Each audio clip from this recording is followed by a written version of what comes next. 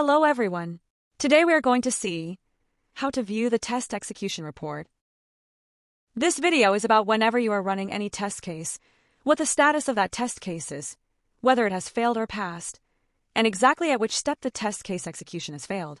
If it has passed, the test data taken by that particular step can be viewed in Excel format.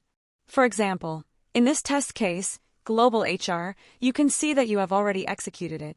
Whatever test case you have executed on the instance, you can view all those test case results at the bottom of the page on the dashboard, where it shows recent run test execution.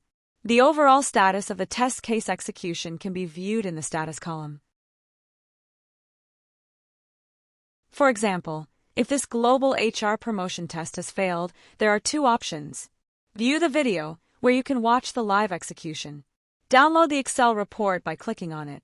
Once downloaded, when you open this Excel report, you can view the result and overall status, the name of the test case, the test status, which indicates whether the test case has passed or failed. If the overall status is fail, it means that at least one step has failed. In the report, you can also view the exact component being executed, the test steps for that component, action details, showing exactly which action was performed, the test data used, such as the username and password in the login component. If all components are marked as passed, the test case is successful. However, if the last component, such as direct repo, shows a failure, you can check the reason for the failure.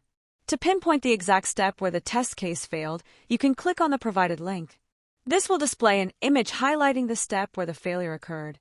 Please note that you must log in with your credentials to access the test case results. This is how you can efficiently track whether a test case has passed or failed and identify the reason for any failure. We are providing these services. Thank you for watching our video.